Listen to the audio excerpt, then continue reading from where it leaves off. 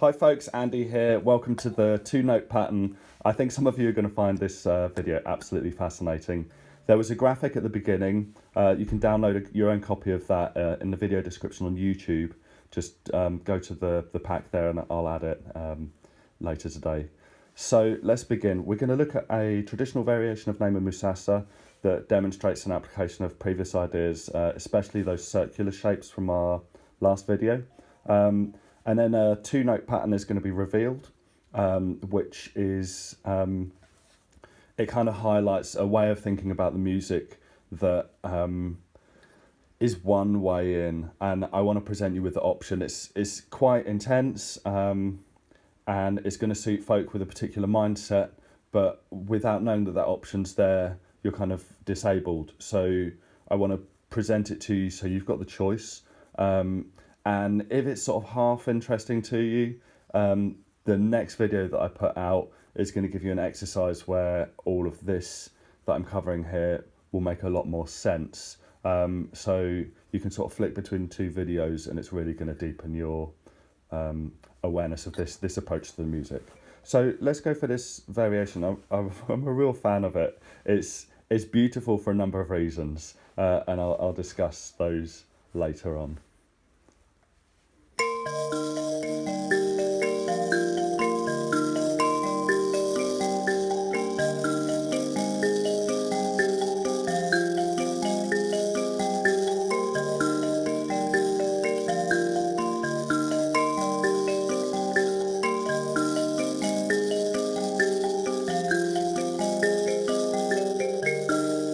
Awesome. So yeah, beautiful because of how it sounds. Let's take a quick look at what's happening, and then we can see another level of beauty within it as well later on.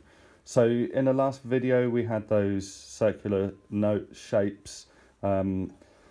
Let's ignore the right hand for now, and let me just play through the left hand part a little bit slower, give you a chance to look out for them. Don't worry if you can't see them. I'll play it even slower afterwards and we'll talk about the structure of each little note group. So that we're in 4-beat structure now, 4-beat chord structure, playing on beats 1, 2 and 3 of each chord, and then the last beat is a rest, so we end up with little shapes like this: 1, 2, 3, oops, sorry, missed. 1, 2, 3, rest, and then 1, 2, 3, rest.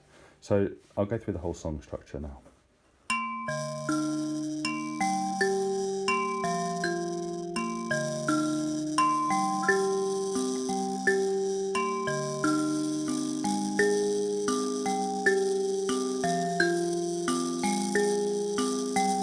And then back to the beginning. Awesome. So yeah, we've got those 3-note groups with a little rest afterwards.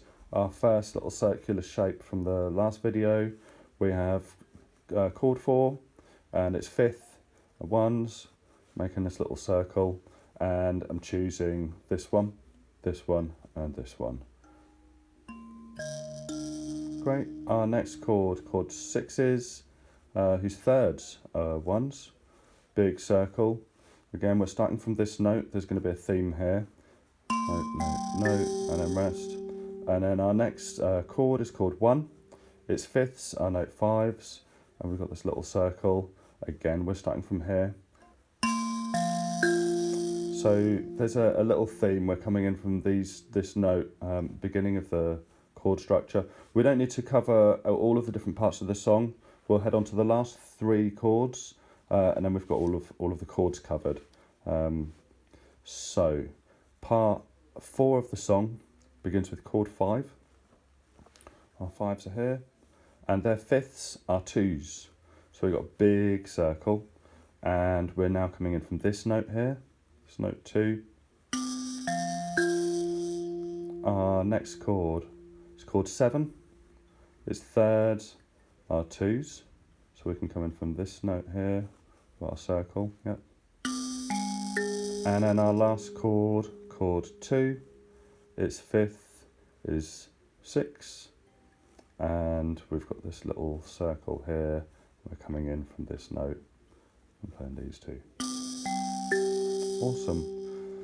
So hopefully you can see that the left-hand part of this song is an application of the circular shapes from before.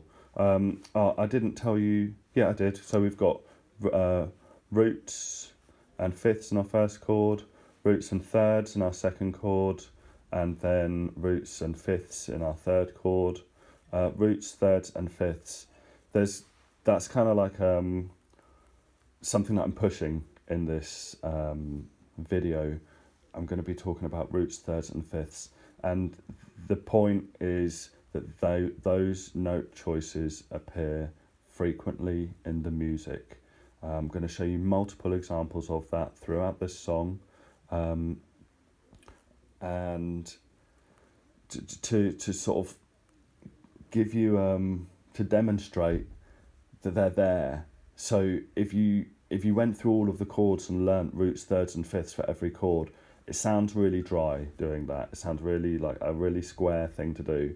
But if you do it, then you're going to have the most popular note choices for every chord in your hands, and that's going to give you a way of it's going to transform the way you see the music. You're going to notice what note choices people are making across variations, different approaches between different musicians, what makes a song unique among a whole group of songs that share the same song progression. Even if I'm going to pump out a video after this one, and it's going to be like a week-long exercise that puts these in your hands, 15 minutes a day, and you're going to have an awareness that you didn't have before, and I'm going to make it fun and simple, so that sort of dryness or squareness is it's a week of your life, 15 minutes a day, and the magic's just going to be unlocked. So yeah, that's what I'm pushing. So let's get back to this variation. Each chord and the first three chords came in from this note, note 1, and the last three chords came in from this note, note 2. And throughout the song, every time this note is being played, so is this note here. So both note 1s on both thumbs. And every time this note 2 is being played, so is this note 2. So there's something sort of being reinforced here. And if I strip away the index finger and play the song just for one cycle, look at these thumbs matching up on the first beat of each chord. And we're going to end up with a little 2-note pattern here that was illustrated in the graphic at the on the thumbnail, they call it, at the beginning of this video. You'd have seen it on the sort of title page, and you can download it in the video description to make a bit more sense of it. Maybe I'll chuck in a couple, to make it interesting for you. I'm going to chuck a couple of other patterns in that download so you can see other examples of this special feature that I'm going to talk about in a second. So once through the whole cycle without the right index finger, look for these notes matching up at the same time.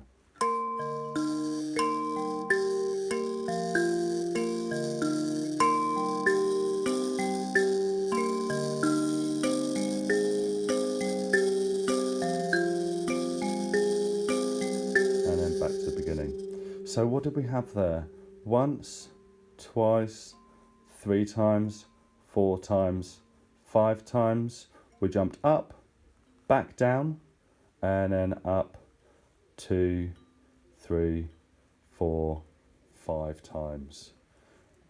So that little pattern there, it's got a feature called rotational symmetry, or retrograde inversion is the sort of Western music name for it. You'd have seen a little shape on the beginning of on that thumbnail at the beginning, and because we've got 12 chords and I've only got 10 fingers, I can't show it too well, but this rotational symmetry is something that really appeals to me in art and design and nature, fractals and blah blah blah blah blah. I love patterns. I hope that comes across in what I'm doing here.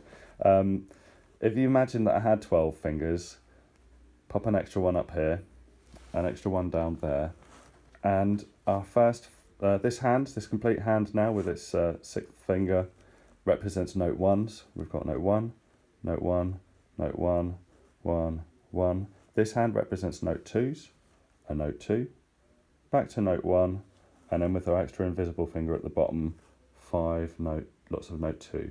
Yeah. So 5 note 1s, note 2, note 1, and then 5 note 2s. So here in a traditional song example, we've got a reinforcement on beat 1 of every chord of this 2-note pattern that is got this rotational symmetry. And what's also interesting about it is if you went through the whole chord progression, and what you were looking to do was to choose a note for every chord, so that by the end of the chord progression, by the time you got to the bottom, you had a note for every chord, but you were choosing from the smallest range of notes possible. You'd end up with this 2-note pattern. So this is kind of like the most refined expression of this chord progression. It's the simplest way it can be expressed. 1, 2, 3, 4, 5, up, down, and then up, 2, 3, 4, 5. Just for fun, I'm going to shift this up 1, 2, 3 places. So we end up with 2, 3, 4, 5, up, and then down, and up 2, 3, 4, 5. And I'll shift what's going on the left hand also up 3 places. So where our root chord was here, we can move it up up once, twice, and then third time. So we're ending up on a chord progression built on note 7 now. So where we had root notes of 4, 6 and 1, 4, 6 and 2, 4, 7 and 2, 5, 7 and 2, our root notes are now going to be 7, 2, 4, 7, 2, 5, 7, 3, 5, 1, 3, 5. A bit of weird wiggling about there because of the layout of the instrument. And a traditional song that uses that structure is Bangisa. So let me play a traditional part of Bangisa in the left hand and our new transposed, so sort of raised up version of the 2-note pattern, just so you can hear it against another traditional piece and hear that it fits. It's not really a sort of authentic way of playing, but yeah, I just want to show you that it fits, and hopefully that's just another way to show your fascination with this subject. So note 4s, I'm going to play them on beats 2 and 4 of each chord, so you're going to hear like 5 pairs of these, 1 pair of these, 1 pair of these, and 5 pairs of these. Okay, and then after I've done this, we'll go into back to the traditional variation of Nhemamusasa and see some more fascinating patterns that, yeah, just reinforce this way of looking at the music, or reinforce the rewards of this way of looking at the music. So Bangisa, traditional left hand, and this new right hand. I'll try and count out so you can hear what's going on over here. Actually, let me do traditional right hand to start with, and then I'll go into the new way.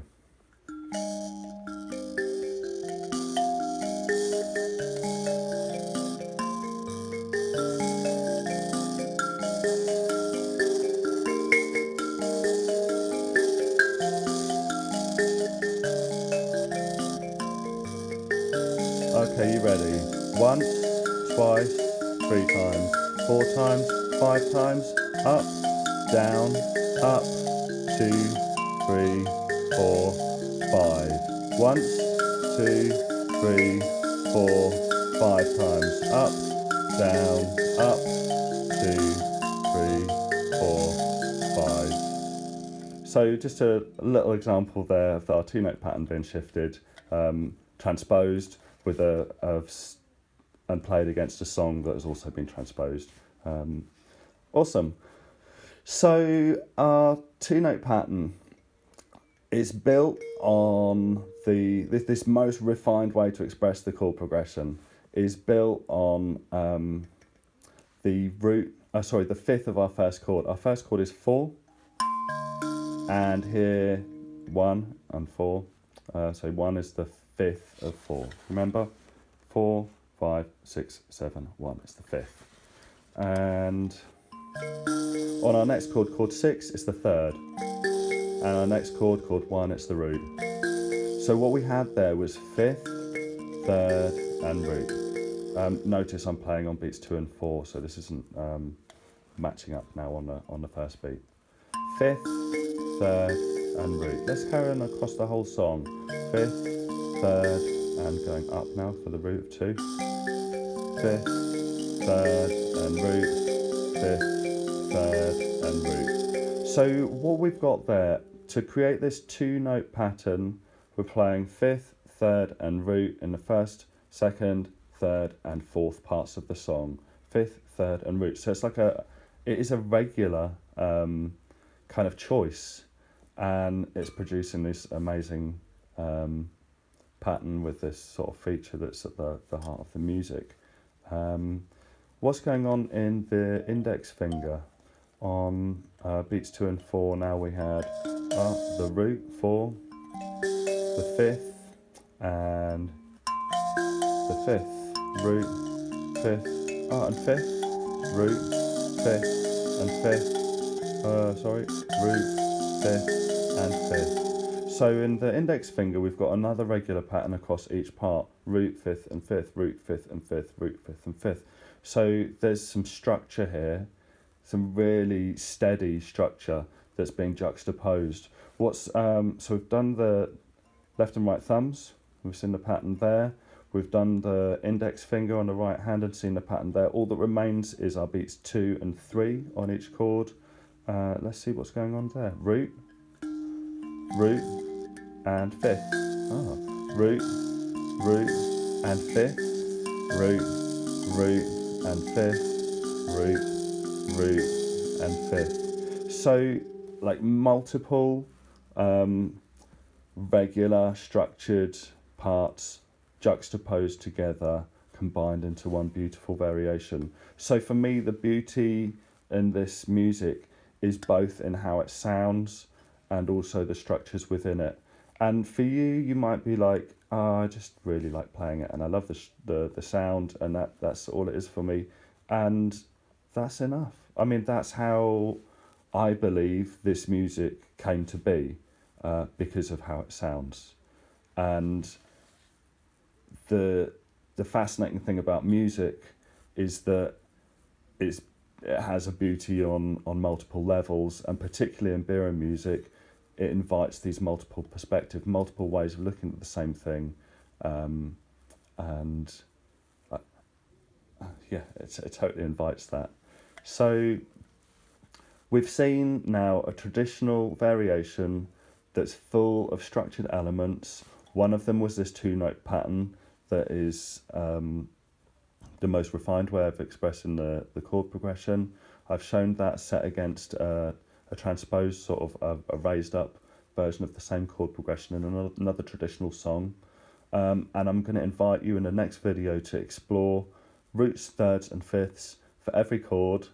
And I'm going to try and make it as fun and simple as possible, so that by the end of a week where you're spending 15 minutes a day, by the end of that week, you've got something in your hands that's going to transform the way that you approach this music, or give you the opportunity to approach it in a new way that might provide you with more depth, more freedom in improvisation, more ability to understand. I mean, you're going to make some mistakes as well. You're going to be like, oh, great, I know roots, thirds, and fifths for all of these chords. And you might start playing thirds in every chord, and it's going to make your music sound really cheesy. But by doing that, you're going to have these shapes in your hand. You're going to be able to look again at traditional variations, and you'll have a better appreciation for the sorts of choices that they're making. So you're going to be empowered, and you can, by understanding it, you'll then go, oh, okay, well, I know now that, like in that example we just played, those thirds, where the note ones were the thirds and the note twos were the thirds, in chord 2, let me work this out, 5, 8 and 11, those thirds were being used, but they weren't there were no thirds in the left hand on chords 1, 3, 4, 6, 7, 9, 10, and 12, you could go so far into it, but you'll start seeing things in the music that's just going to open it up for you. I mean, yeah, even if you just do the exercises next week, in the next video, you're going to open up some more shapes in your hand that build on those circular shapes. I mean, you're actually beyond halfway there now that you've got those circular shapes. So awesome. All the best, everyone. Take care. I hope you're enjoying these videos. Like, share, comment, and subscribe as well, because then you can get an email coming in saying, hey, Andy's just released another one of these videos. Cheers. Take care. Bye.